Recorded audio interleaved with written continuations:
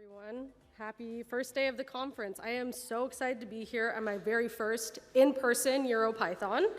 I did attend once during the pandemic, so I figured this is the first one for me and the first time that I'm in Prague.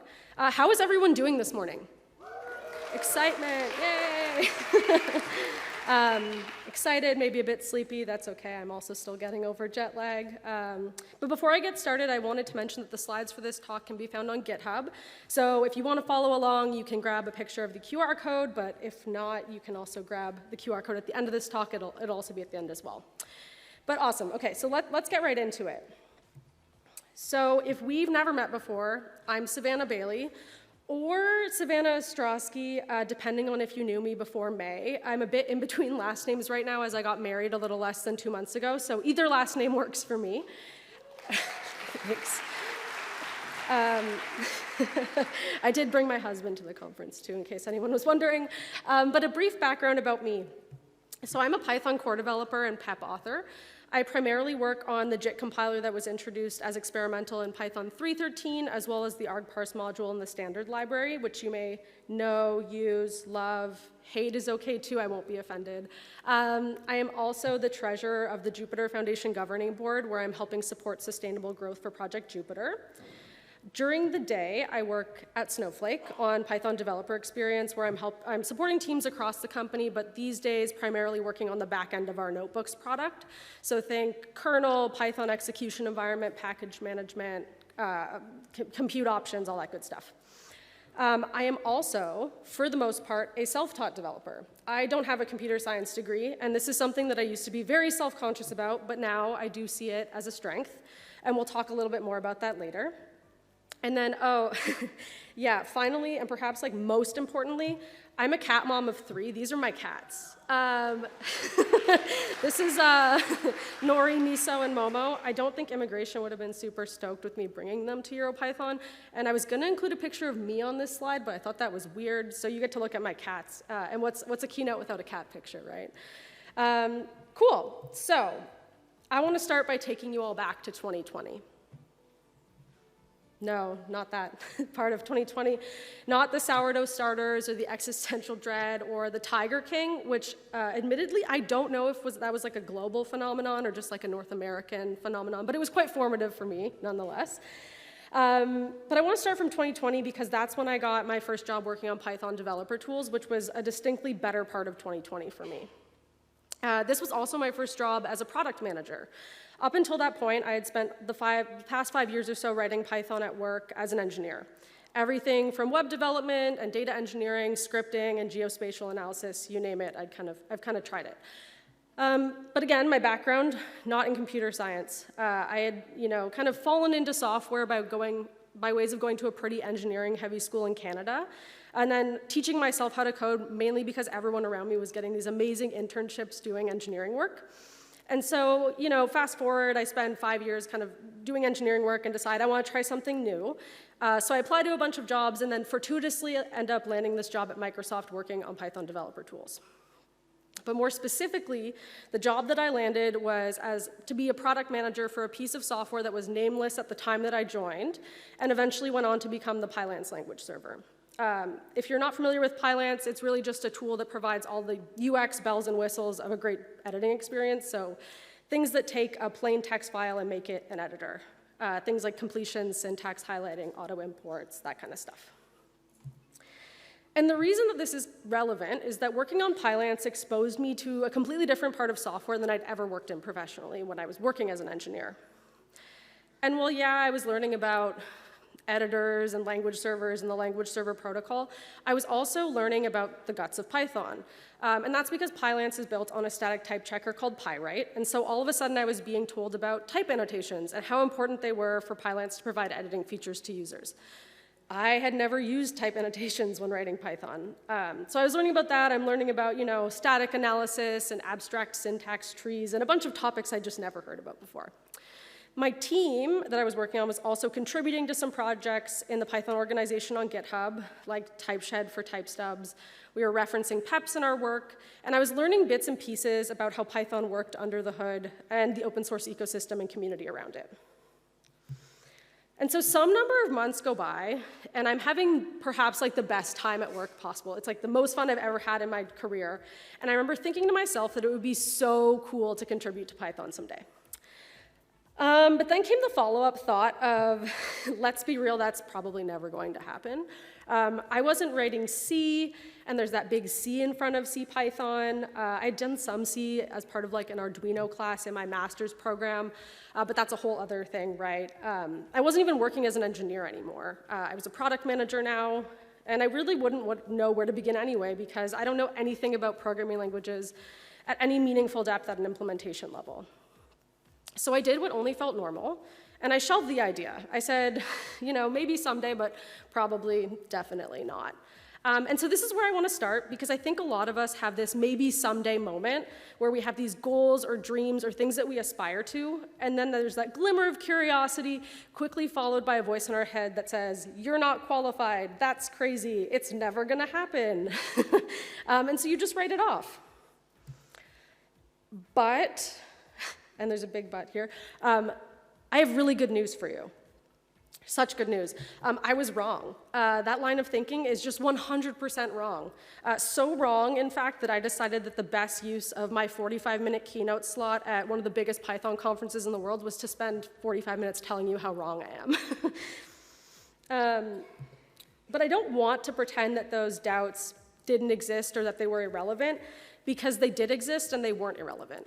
I had those doubts. I still sometimes have those doubts. I think that, at least when I look at folks that I aspired to, I thought that those folks never had imposter syndrome or self-doubt. That's just not true. We just find other stuff to worry about. But I want to spend this time trying to prove to you that that's not the whole story. Because I did start contributing to Python. I also just finished telling you that I'm a core developer and I've written a PEP or two. And I genuinely believe that if you're interested in contributing to Python, it's totally possible and that you can contribute too. I think the fact of the matter is that I, like many others, think that contributing to Python always means that you're knee-deep in interpreter internals, which can be pretty intimidating for anyone who doesn't have that theory, experience in theory or in practice, and also is kind of exclusionary, right?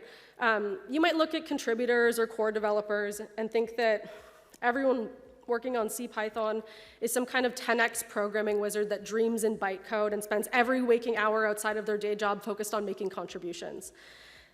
And in practice, yes, there are many, many incredibly talented contributors and core developers, but the idea that we're all some kind of 10x programming wizard that knows a bunch of stuff that you don't know and stuff that you could never learn could really not be further from the truth. We're just people. We work on different parts of Python at different paces, and we all have different backgrounds. Many of us have families, hobbies, day jobs, or other passions outside of contributing. And so if you've ever regularly written, tested, or debugged Python code, if you like writing docs, or if you've worked in other areas of computing, maybe if you just like being thrown into the deep end with a tricky problem, then I bet you already have skills that are relevant to support you in contributing. I think that the biggest gaps here, which we're going to talk about today, are 1, a lack of understanding about what the different shapes of contributions can look like, 2, how to apply skills that you already have, and 3, and maybe most importantly, addressing the sprinkle of imposter syndrome that gets in the way. I'll also try and share some examples throughout to make this feel a bit more tangible. So to kick off what contributions can look like, I want to squash the idea, no pun intended, that it always means that we're landing a commit in a repo somewhere. Because contributing to Python, or really any open source project, can take so many different forms.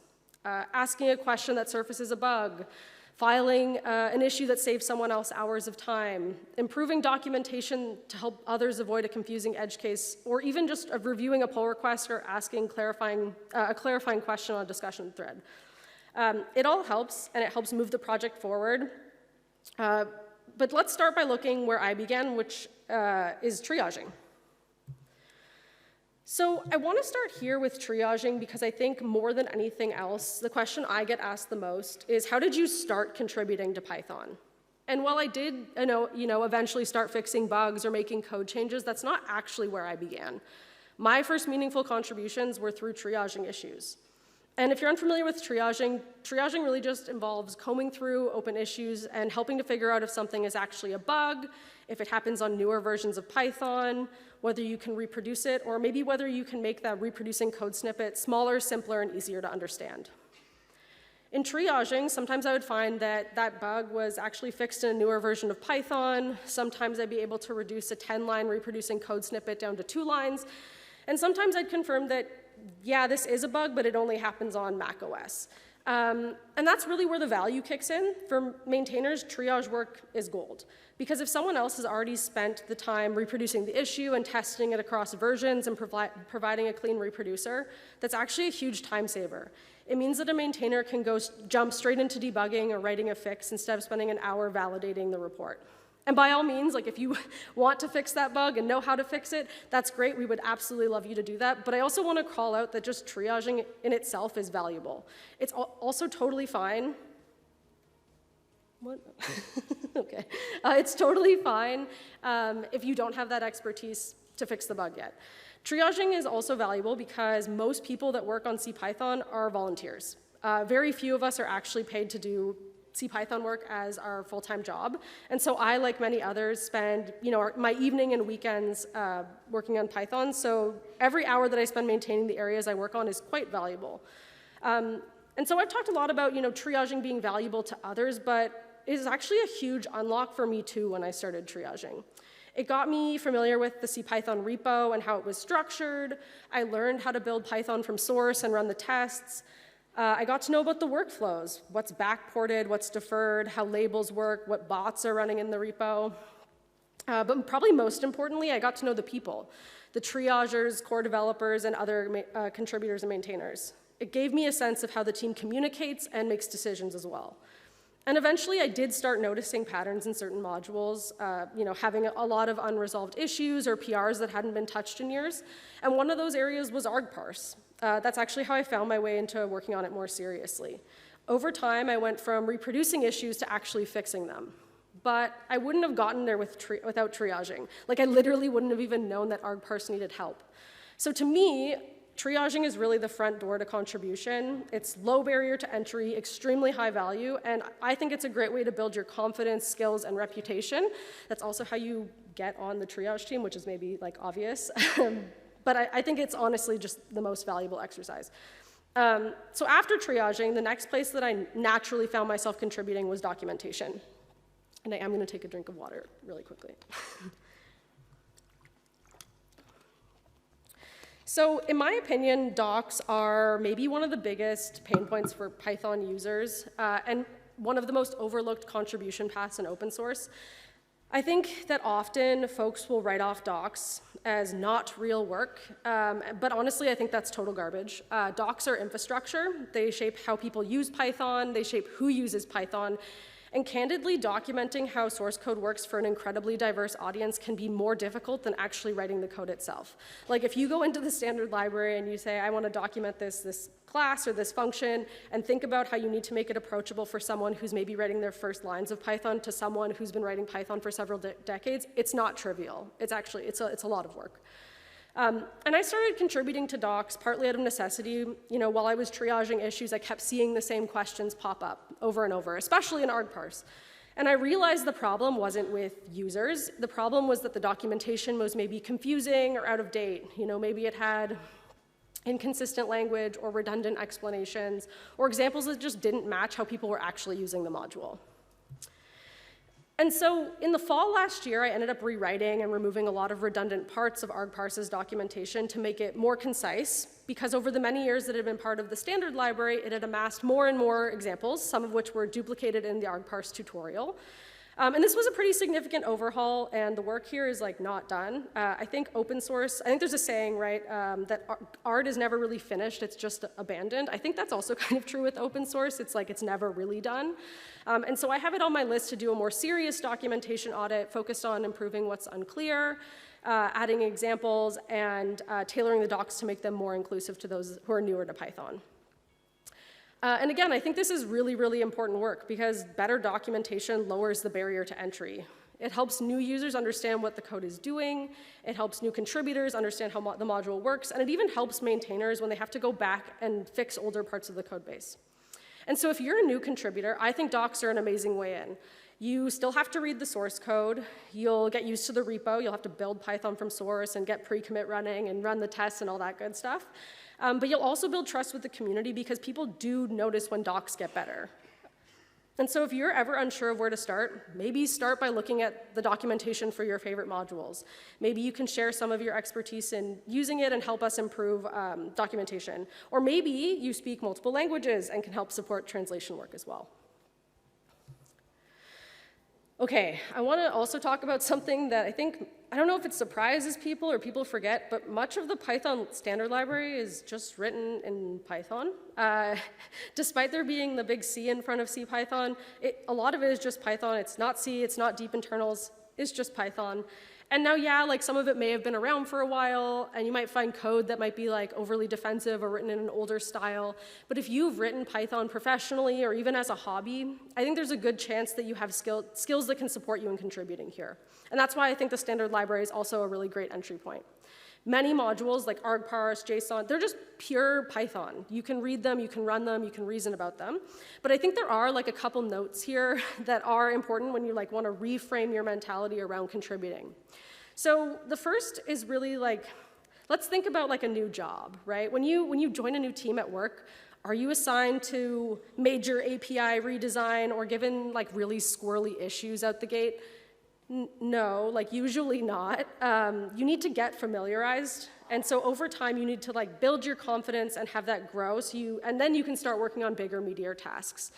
That doesn't mean that working on a smaller task isn't valuable, but we have to start somewhere. And so I really want to call out that you should think about scaling your contributions over time. So maybe you're starting by like adding a missing edge case, or fixing a missing edge case, or improving some error message. And then over time, you can find yourself on the discourse, like debating an API redesign for a module you're really passionate about. The second thing here is that when I started working in open source, I always would go and like into a repo, not just CPython, other repos as well, and I would think about trying to look for issues that were labeled with good first issue, or easy, or needs help. And I want to highlight that especially in areas where there aren't active maintainers, it's not always reasonable to assume that there's that level of repo hygiene. Like argparse, when I started working on it, no one was going through the issues to label them because no one was really working on it.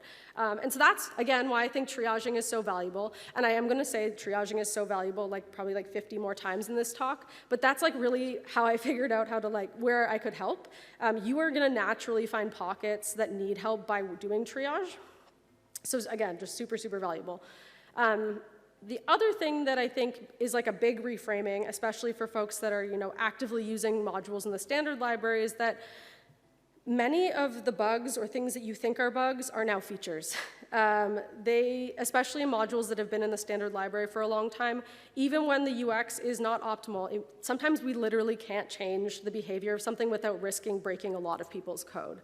People have designed around these behaviors, and sometimes it's genuinely easier to improve the documentations and call out the nuance or the quirk in the module or with whatever function you're looking at than it is to actually go and fix the code. So we really need to think about backwards compatibility here. And then finally, and this is I think maybe a bit of a sleeper way to contribute, but I've done this on other projects as well, not just with CPython, but you can run tools like coverage over the standard library and figure out where we're missing tests. I've done this elsewhere, and I think it's a really great way to learn about what code is doing, figure out what edge cases exist, and also understand design intent. So I've talked a lot about bug fixes or small enhancements, but I also want to highlight that yes, it is totally possible to add new features to modules. But I think these sometimes come about in unexpected ways, and with the mentality of backwards compatibility is key. So this is an example where I've been triaging, yes, triaging again, and I noticed that there's this PR for an argparse PR that's been dormant for about 2 years. And so this PR was trying to add a new feature to argparse to give helpful suggestions for mistyped arguments. So a user, when they mistype an argument, would see a message like, "Did you mean the correct argument name?" However, this PR had been open. Another core developer who was maintaining the module at the time had given feedback to the contributor, and the feedback was just never applied, and it kind of just laid chilling for 2 years or so. And so I'm triaging, right? I see this PR, and I end up messaging the author on the PR and asking them if they have any intention of taking this over the line or addressing the feedback, and also offering that if they don't have the bandwidth to address the feedback, that I can take their patch, apply it to a branch, and iterate on it. And so they gave me their blessing. I went, I addressed the feedback, made the feature optional, remember, backwards compatibility, added tests, added docs, and then ended up landing this feature in Python 3.14 as a new optional parameter on argument parser objects, a feature called suggest on error. But this feature came after a pretty long stretch of fixing bugs and reading tests and asking questions and getting familiarized and also triaging. But I do think this is kind of a fun example because it also highlights how much of open source work is collaborative, right? Like I had that exchange with this person who worked on this 2 years ago, and I thought that was pretty neat. And so if you've ever felt intimidated by the idea of contributing to Python, I want to call out that you don't need to start with deep internals or being knee-deep in the interpreter. You can just start with Python. OK, so far we've looked at ways to contribute that might feel approachable, triaging issues, improving docs, working on the standard library, which all live in the realm of Python code with clear outcomes, no compiler jargon required. But what about areas that do sound intimidating, like the JIT compiler? Earlier, I told you all that I worked on the JIT. And before you tune me out, no, I didn't suddenly become a compiler engineer overnight. When I started contributing, I really didn't know anything about how the interpreter worked in practice. I knew it really high level, but nothing about the implementation. I didn't know what bytecode specialization was. I didn't know about the tier 2 specializing adaptive interpreter. I didn't know anything about that. But I was curious, and I asked questions, and I poked around, and I read so many PEPs, even when I didn't understand them the first, second, or maybe even the third time through. And eventually, I found myself contributing to the JIT. But I think that the key takeaway here is before we start this kind of second section of the talk is that you don't have to know the ins and outs about the interpreter to contribute to Python. But you can learn if you're interested. It is totally in the realm of possible. And in my case, I started learning in a way that felt really natural to me by applying my existing background in DevOps and infrastructure to solve some pretty real problems for CPython's JIT compiler. And so if I could write a love letter to DevOps, I probably would. That's really what unlocked my contributions in the JIT. I have always loved working on the unglamorous and hopefully invisible parts of the code base. Things that, if they work smoothly and if I do my job right, that people are just happier and more productive, even if they never really know why.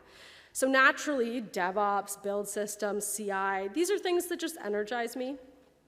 And now when people, they hear JIT compiler, they might think low-level details, compiler theory, PhD-level expertise required. And to be honest, this is an area that still can feel quite academic to me at times. Every time I trace through interpreter code or read through a JIT pull request, I'm learning something new. And yeah, sometimes I can feel a bit over my head, but honestly, I love that feeling. Earlier in my career, I assumed that when I had that feeling, it meant that I didn't belong. It really amplified my self-doubt around not having the right background or the right degree. But over time, I learned how to get comfortable with being a bit uncomfortable and to trust that I could learn if I wanted to. And so the key here, I think, is that even as I have been learning, I've still been able to meaningfully contribute. And that's because I could apply skills I already had in DevOps, infrastructure, CI, in a space where those skills were genuinely valuable and complementary to the work of other maintainers. So if you're wondering whether your skills could be useful in a project like CPython, they absolutely can be. You do not need to know everything before you start. OK, so earlier I promised you, well, actually, I don't know if I officially promised you that you don't have to be a compiler engineer to work on Python, but I did title my talk with that, so I kind of did. But this is really where I double down on this, right, is that because even in one of the more intimidating parts of the code base, the JIT, I did find a way in. The JIT did sound a bit scary to me at first because I don't have that traditional background here, whatever that means. But I did have something else. I had DevOps experience. I knew how to build reliable CI pipelines. I'd wrestled with dependency resolution, cross-platform builds, all the fun that comes with maintaining software across environments. And as it turns out, that's actually what the JIT needed when I started contributing. a lot of the work around the JIT isn't just about compiler theory. It's also about making sure that CPython with the JIT can build, run, and work across different platforms with different configurations. And so examples of things that I've worked on here, right? Like I worked on upgrading our compiler toolchain from LLVM 16 to 18 and then 18 to 19. Am I a compiler engineer? No. Am I an LLVM engineer? Still no. But do I know how to go down a rabbit hole of GitHub issues? Yes. Have I embraced what I like to call CI-driven development? Also yes. And if you work with GitHub Actions, then maybe that's like a if you know, you know. But I also worked on things like ensuring that the JIT compiled correctly for both Intel and Apple Silicon Macs. So when you go to python.org and you download a macOS binary for Python 3.14, you get a build that has the JIT built in but disabled by default, so you can just set an environment variable and actually get it right out of the box. I also worked on things like making our CI pipelines faster, more reliable, and less painful for contributors and other core developers, adding new CI jobs for free-threaded builds with the JIT. So even now, when there are parts of the interpreter that go over my head, that's okay because I still get to feel useful. I get to partner with maintainers who do have deeper experience and expertise in compiler knowledge and complement their work with skills that they may not have or maybe just don't have the time for. And we both get to learn from each other, which I think is the best possible scenario. Okay, so in fact, earlier this year, I wrote my first PEP as sole author.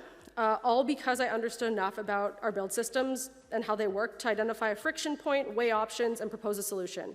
You will notice that this PEP is not accepted. That's not the point. It may never be accepted. And I would still be proud that I wrote it because honestly, this is something that felt so incredibly out of reach for me when I started contributing. None of this required me to have a special degree. None of this required me to have a background in compilers. It was really just a lot of DevOps and Python and docs and research, and I write docs as part of my day job, so this was actually so much fun for me. It really required me to be curious and have a willingness to bring what I knew to the table. And that's really what I mean when I say that you don't need to have compiler theory or be a compiler engineer to be useful for CPython. You just need to have something to offer and the courage to start showing up. Okay. So we've talked about triaging and documentation as well and standard library contributions, as well as applying your experience from other areas of computing to CPython. But there's one major thing that I missed in all of this, and I would be omitting perhaps the biggest thing that has helped me in contributing to CPython. And that's community. Before I made a single commit, I had people cheering me on, and long after that first commit, it has been my community that has kept me coming back. There is a quote from Brett Cannon, who is here at EuroPython this week and giving a keynote tomorrow morning. The quote from him that I love, and that is also like arguably quite famous in our community at this point, but it's that I came for the language, but I stayed for the community. And for me, this is 100% true. So on the very last day of PyCon US 2023, Carol Willing, who, if you don't know Carol, I'm going to try and distill her accomplishments in like 15 seconds. But Carol is another Python core developer, former steering council member, also someone who is a prolific contributor in the scientific Python and Jupyter communities, and all around just amazing human. I had met Carol on Zoom several years earlier while I was working on PyLance. But she came up to me and she asked me on the last day of PyCon US, have you ever thought about becoming a core developer? And my reaction to this was that I started laughing, and then I started crying, which is like kind of awkward because there were like a lot of people around. But I said what I think so many of us think, which was that like, yeah, but I wouldn't even know where to start. But that moment really changed everything for me because it took something that I had only dreamed about and made it feel tangible. So, this is, I don't know, May or April of 2023, and, months go by over the summer. I don't make any contributions. Carol is in town again in Seattle near where I live, and she invites me to have dinner, and she, she pokes me and she asks, have you thought about contributing? And I said with hesitancy, like, yes, I'm definitely interested, but I'm still figuring out if I could even be like useful here. And so she gave me a bit of a pep talk, and then also encouraged me to reach out to other folks in open source or anyone that I knew in core development to get their perspectives on contributing. And so the next day, I message Brant Bucher, who was also working at Microsoft at the time. And again, I'm going to try and distill people's accomplishments in 5 seconds. But Brant is, a core developer, also the person that introduced the JIT to CPython. So I messaged Brant and I asked him if he'd be willing to chat as I was getting, trying to get more perspectives on contributing. And me reaching out to Brant actually led to many months that followed where Brant and I met pretty much weekly to talk through questions I had, explain internals, and also he supported my first contributions to CPython. But more than the technical help here, I think that it was really these conversations and these relationships that made me feel like I belonged. They made me feel like contributing wasn't just possible, but it could be fun. And like any great mentor, Brant encouraged me to explore other parts of Python. But as someone who's curious about all the things, I realized that there was perhaps no better opportunity to learn about compiler-y things than from the JIT guy. And so fast forward a bit, and now I'm a core developer, and I help maintain the JIT with several others that are in this room today.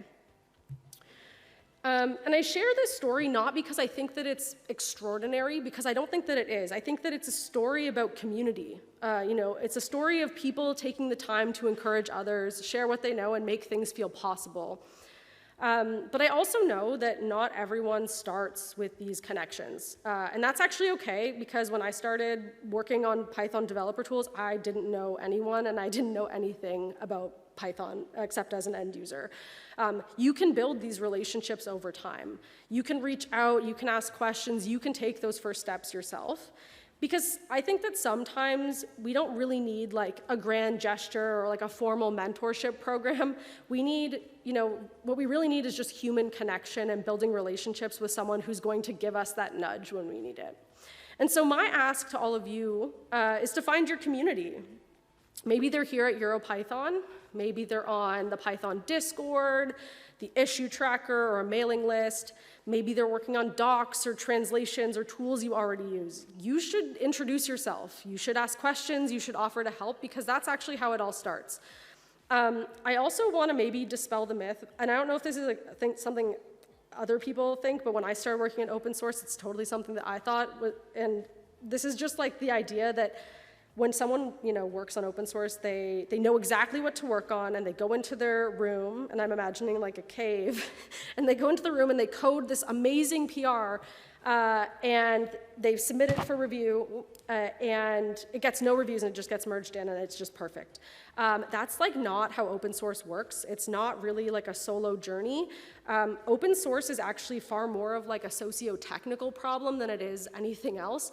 And Python is actually better because of the people behind it, and that includes you even if you haven't started contributing. And so these folks in these photos, these are folks that make up the Python core development team, triage team, and some other contributors. The photo on the left is from the Language Summit at PyCon US this year, and the photos on the right are from the core development sprint last September. And the thing about these photos is that there's no two people in these photos that took the same path to contributing. Some of us are teachers, some of us are engineers, some of us write documentation, build tooling, or answer questions on discourse. Some of us love compilers and love C, and others have never touched the C part of the code base. Some of us started contributing in the 90s, and some of us just last year. But every single one of these people brings something unique to Python. And so you've heard my story today, which is, engineer turned product manager who, started contributing through triaging and writing docs and adopting a neglected part of the standard library, and brought my DevOps experience to CPython's JIT. But that's my path, right? Your path might look totally different, and that's not just okay. It's actually really, really important that it is different. There is no one right way to contribute. There is no quiz, there's no degree, there's no blueprint that you have to follow. We also don't need 100 Savannahs working on CPython. We need your perspective, your skills, your voice, your weird edge case. We need that. That's actually how Python grows. That's how open source stays open, not just to code, but also to people. And one more thing about the folks in these photos is that they're not just my fellow maintainers, they're my community. These are the folks that have mentored me, challenged me, and supported me in me making contributions to CPython. So, wherever you start, you should just start. You don't have to know everything to get started. You just have to care enough to start to try. And I don't want to lie, because contributing to open source can feel really scary at first. But you should just do it scared. There are so many things in my life that I do scared. This right here today was one of them. And even though you might feel like you're doing it scared, that maybe you're going to be wrong, or you're not going to know something in public and everyone's going to find out that you're some kind of imposter, that's like literally not going to happen. Also, the smartest people I know are wrong literally all the time, and they ask a lot of questions and they admit when they don't know the answer. I also think if you ask the naive question, there's probably like 5 other people that have that same question, and by you asking that question, you're inadvertently making Python more inclusive, so you should ask the question. And maybe once you get started, you'll realize that it's not really that scary after all.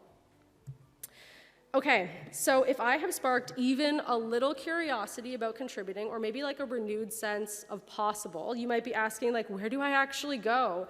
What does that first step look like? And I'm going to give you like 4 places that I think are good places to start exploring. So the first one, which might be like kind of obvious, is the CPython repo itself. This is issues and pull requests for the interpreter, the standard library, docs. It all happens here. I think even starting to watch activity here is a great way to see what's coming in, how decisions are made, and where you might be able to help. The second is peps.python.org. So PEPs, or for anyone that's not familiar, Python enhancement proposals. These document major changes to the language. And so if you've ever wondered why something works the way it does in Python, there's probably a PEP for it. I think they're also a really amazing way to learn how the language is evolving. Maybe like another myth to dispel is that every single core developer knows every part of CPython front to back, and we're all like domain experts in all the things. That's not really usually true. Most folks kind of stay in their pocket. So for me, I work on the JIT and argparse. But when I go and I read a PEP in an area that I don't actively contribute in, I learn so much. Like if I go and read a typing PEP or a packaging PEP, I learn a ton. I just think it's like such an amazing resource and completely undertapped. And if you do have questions about PEPs, or asking like why did we decide to move this way, most PEPs, or PEPs in general, when they start, they will get a post on Discourse, which is discuss.python.org. You can ask questions there. This is where like a lot of bigger picture conversations happen around features and governance, packaging, docs, typing, you name it, there's a forum for that. You also don't need to post right away. I think just reading through the threads is a great way to learn. If you start posting there, my ask would be that you're nice and kind and ask questions in a respectful way so that Discourse can continue to be a really good experience for everyone. And if you do have ideas, this is really the right place to float them. There's an ideas forum, and maybe someone will point you at a PEP and say, like, this is actually why this works the way that it does. And then finally is the dev guide. So the dev guide is really your roadmap to contributing. It walks you through things like setting up your development environment and building CPython for your operating system, running tests, submitting PRs. I think there's also articles on like some of the internals, like garbage collection. There's tips and information for joining the triage team or getting promoted to core developer. Also a thing called the experts index, which is really just a table of areas in CPython and then people who are willing to maintain them. So for me, you might see my name next to like argparse or the JIT. You can use this as your triaging when new issues come in. If there's an asterisk next to someone's name, you can tag them on the incoming issue and say, hey, Savannah, you work on argparse. Maybe you have an opinion on this thing. I think that's also like a cool resource when you're getting started. So if you're wondering how to begin, I think these are some great places to start. Pick a link, open a tab, start poking around.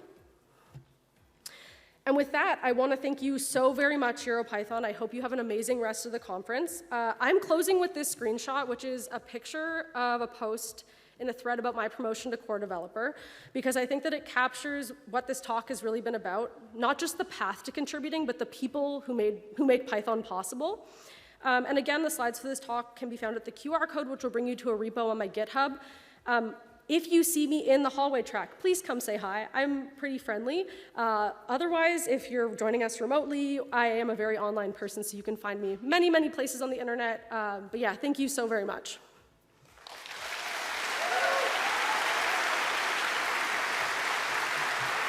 to take questions. There are a few minutes. I can take questions. Yeah. Thank you, Savannah, for the keynote. Very, very inspiring. So we have a few minutes for a question or two. Yeah, let's do it. If you want to ask a question, so there are Sure. microphones. Oh, one is there. The other one is over there. Oh, hello? Is that on? Okay, cool. Thank you so much for your talk. I think you're being really, really humble, and actually your work is really amazing, and it's like, you know, making a big impact in CPython.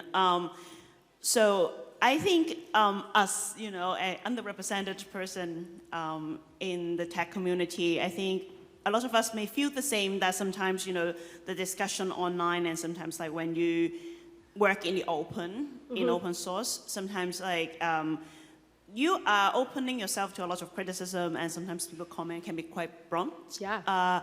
How do you navigate that, and any advice for people like you and me?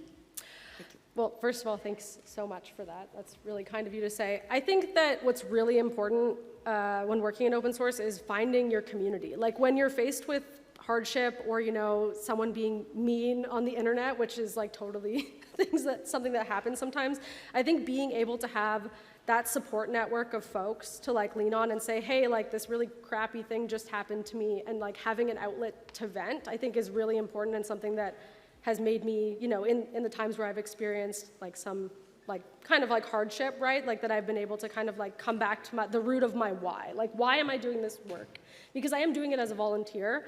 And so, yeah, I just think like more than anything else, just finding your people and like being really clear about why you want to do this. All right, thank you. While we wait for another questions, I want to extend Savannah invite also to talk to core developers.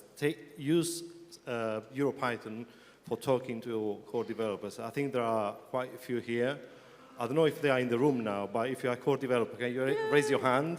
So we have 1, 2, 3, 4, and I know that I don't know, it's pretty bright. Yes, exactly. There is Mark, Shannon, Pablo, Lukasz, Yuri. So go around, look for the sticker core developer, and talk to them. Yeah, and you can find me in the hallway. Happy to chat more as well. I am as well. Yeah, and Diego too. So I have a quick question over here. Yeah. So I know you said that you do documentation for your day job. I was just curious of how you do documentation with like AI now these days. Like, do you have it write documentation, or are you just more into like writing it yourself? Yeah, so I actually work as a product manager by day. So I do like support some of the docs work that we do. I think that in the AI era, I think docs have gotten more tricky. I still think that the best docs are written by people, because there's, you know, design intent that I don't think is like picked up just by looking at code. So yeah, I mean, I think at its root, it's really important to like understand what the code is actually doing, but also understand like how we expect people to use it. When I work on, you know, argparse, like a lot, it's not that the like examples in the docs were like technically wrong. It's that they were written in a way that was confusing or inconsistent, or the language had changed, or the API had changed.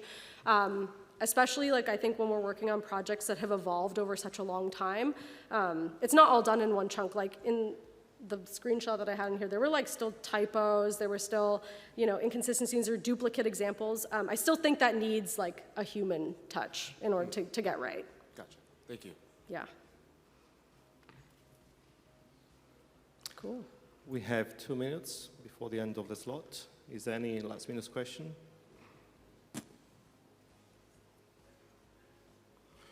Right. If not, thanks a lot for the keynote. A round of applause for Savannah. Oh. I have one question. Hold on, there is one very last second Coming question. at the hot. Sorry for being late. So my question is about balance. So how do you balance work, other life activities, and contributing to Python as an open source developer? So I think that's actually an amazing question, because I think a lot of folks, as I mentioned before, think that people contributing on Python are doing it 100% of the time outside of their day job. And like there are definitely you know, times where Python has been my main focus, my main hobby outside of work. Like when I was writing a PEP earlier this year, a lot of my time was spent writing and working on the PEP. But then I got married and I didn't work on Python for 3 months because life happened, right? And I think resetting that expectation about what contribution can look like is really, really helpful here. But yeah, it is a balancing act. You know, I think everyone's kind of making do with what time they have, and it's actually okay if your contributions ebb and flow. That's just normal. Right. Thanks. Yeah. All right, thank you. So we have now the coffee break.